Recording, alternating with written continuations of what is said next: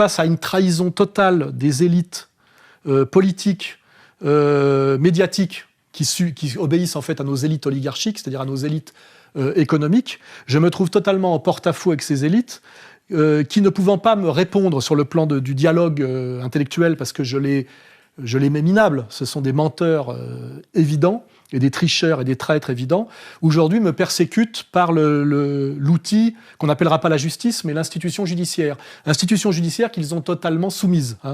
Les procès Aziza permettent de vérifier par les condamnations astronomiques que je subis, puisque là, sur simplement 2 procès, il va y en avoir un 3e d'ailleurs, je prends 57 000 € de condamnation à la 17e chambre, d'ailleurs pour délit d'opinion, en fait pour... plus que délit d'opinion, parce qu'en fait, quand on regarde ce que je dis, normalement, si on respectait la loi, ce n'est même pas condamnable. Aziza, je te veux si tu veux de moi, danse avec moi. Si tu crois que ta vie est là, ce n'est pas un problème pour moi. En fait, je prends 57 000 € de condamnation pour insoumission à un personnage qui incarne et qui représente toute la dérive oligarchique, communautaire, anti-républicaine, anti-laïque et anti-égalitaire, qui est la situation objective de la France depuis le milieu des années 80. Enfin, une dérive. D'autre part, je voulais dire que dans ma carrière de journaliste, tout au long de ma carrière de journaliste, j'ai toujours défendu Israël. Je me suis toujours attaqué aux islamistes. Vous l'avez un peu évoqué tout à l'heure, Monsieur le Président. Je voulais vous poser une question à propos de ce qu'on appelle l'affaire Dieudonné. Qu'est-ce qui est le plus dangereux, pour vous et pour la société française?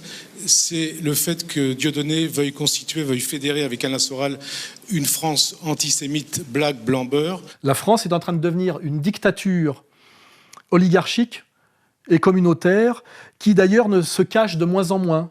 Parce qu'aujourd'hui, il est admis maintenant que la France et Israël sont des nations sœurs. Ce lien particulier avec Israël, il est unique. Pourquoi ? Parce que nous sommes 2 nations sœurs qui, chacune à notre manière, parce que nous savons le poids de l'histoire, portons une part de l'universel. Il est admis aujourd'hui que le Premier ministre en exercice est un type qui a été naturalisé français très tardivement et qui est éternellement attaché non pas à la France mais à Israël. Par ma femme, je suis lié de manière éternelle à la communauté juive et à Israël, quand même. Manuel Valls, qui, avec l'ombre de Bernard-Henri Vide derrière lui, déclare qu'aujourd'hui, les Juifs ne seraient pas des gens qu'on n'aurait pas le droit de stigmatiser car ils ont intégré totalement le pacte républicain, mais qui seraient des gens qui seraient l'avant-garde de la République. Les Juifs de France sont plus que jamais les Français à l'avant-garde de la République et de nos valeurs. Je suis aujourd'hui un insoumis, donc un goy, un brave goy, effectivement, qui n'a pas envie de vivre, de se soumettre à M. Aziza. Voilà. J'espère que ça tombe encore pas sous le coup de la loi, mais peut-être qu'à un moment donné, on va promulguer un décret qui interdira simplement de critiquer un individu dès lors qu'il se présente comme juif. On n'est pas loin d'y arriver. Est-ce que d'accepter d'être l'avocat de M. Soral est un acte militaire? Vous pouvez ne pas répondre. De votre part. Non, c'est la fidélité pure et simple à mon serment que j'ai prêté. D'accord. Oui. Vous auriez défendu Eichmann, Hitler, 6 millions de Juifs de France ont été déportés, assassinés. Si on continue comme ça, comme on est là, les génocides, ils sont pas derrière nous, ils sont devant nous. Ils sont devant nous. Et ça, je pense que quelqu'un comme Alain Soral, il en est parfaitement conscient. Si vous voulez sortir d'une guerre civile, vous ne le faites pas sur le devoir de mémoire. Vous sortez d'une guerre civile par le pardon, pas par la mémoire.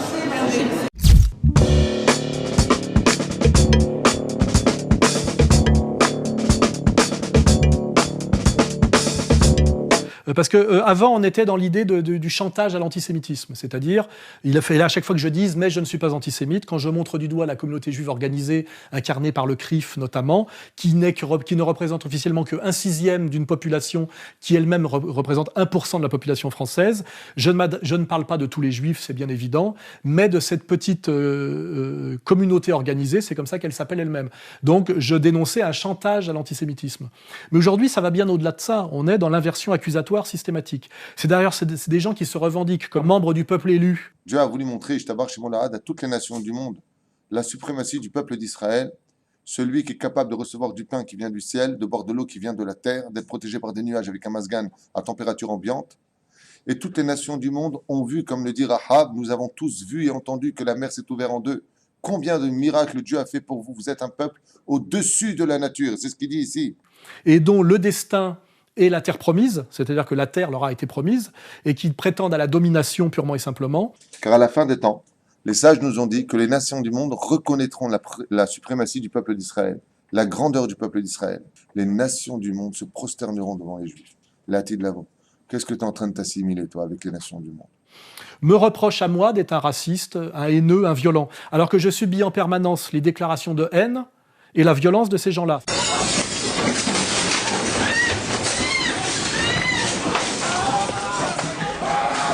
Vous auriez pu me féliciter, c'est excellent. Merci. C'est pas grave, merci de faire de moi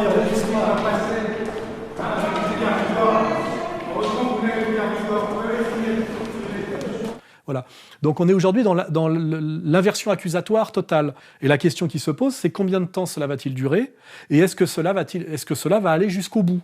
C'est-à-dire qu'à un moment donné, est-ce que nous devrons officiellement et légalement et par décret, ou même inscrit dans la Constitution, nous soumettre à cette oligarchie qui, aujourd'hui, se cache de moins en moins d'être ce qu'elle est? Il suffit de voir comment M. Bernard-Henri Lévy, malgré tout son passé et son passif grotesque, trône à la messe du samedi soir du service public chez Ruquier, hein, et qui nous explique que toute critique d'un juif qui a commis des choses qui pouvaient être considérées comme répréhensibles et qui le sont, l'affaire du sang contaminé, l'affaire du Sofitel, c'est, selon Bernard-Henri Lévy, de l'antisémitisme. La manière dont on a ressorti à l'époque pour l'ancien Premier ministre français une histoire de sang contaminé, c'est-à-dire de crimes rituels, disait quelque chose, hélas, d'une tendance dans ce pays. Vous pensez que Dominique Strauss-Kahn, c'est un complot antisémite aussi, ce qui s'est passé?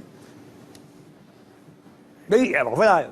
Oui, on peut se poser la question, parce qu'il y a eu, à certains moments, dans certains portraits de lui, que j'ai lus dans la presse française, pardonnez-moi, mais il y avait quelque chose qui ne sentait pas bon.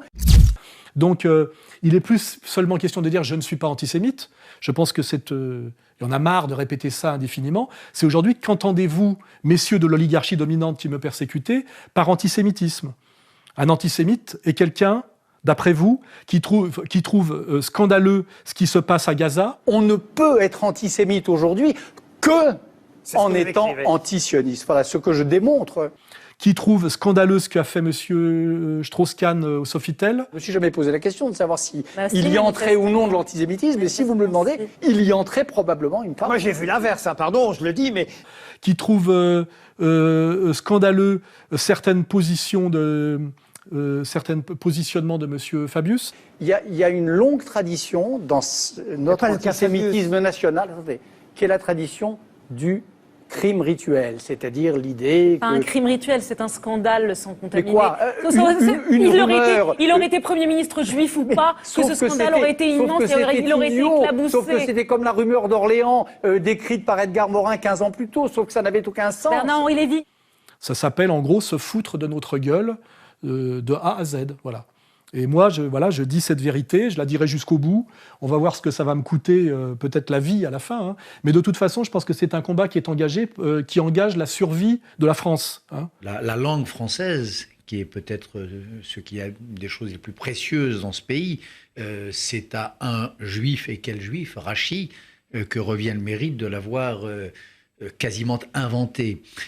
L'idée française de république, notre manière en France de nouer un contrat social, la conception française de la souveraineté, elle s'est inspirée beaucoup plus, contrairement à ce qu'on dit, que de la République des Romains, des Athéniens, du royaume des Hébreux. Quand on faisait le sacre d'un roi, quand on procédait à l'onction du nouveau souverain, c'était au nom des rois David et Salomon, et c'était dans la filiation de ce royaume de Juda ou d'Israël.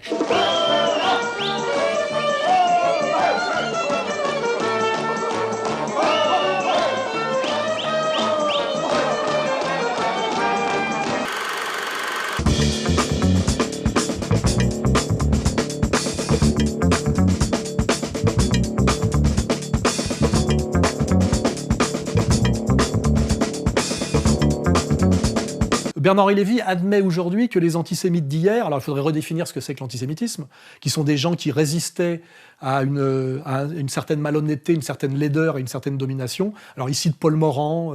Par rapport aux époques anciennes, les antisémites d'aujourd'hui, franchement, autrefois, Paul Morand, des grands Louis-Ferdinand Céline, voilà, Maurice Barrès à l'époque de l'affaire Dreyfus.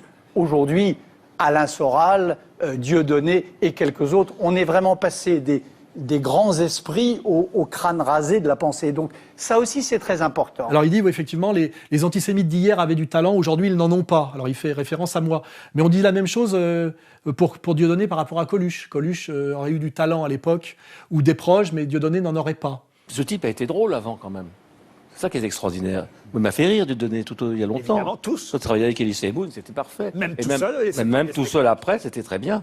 Donc voilà, c'est désolant, quoi. Desproges est allé plus loin que Dieudonné pourrait en rêver lui-même. La différence, c'est que Dieudonné présente un discours ouvertement politique sous une forme facétieuse, alors que Desproges prend l'air doctoral pour dire ce qu'il vit lui-même comme autant de conneries. Donc Dieudonné, c'est le contraire de Desproges. C'est le contraire parfait.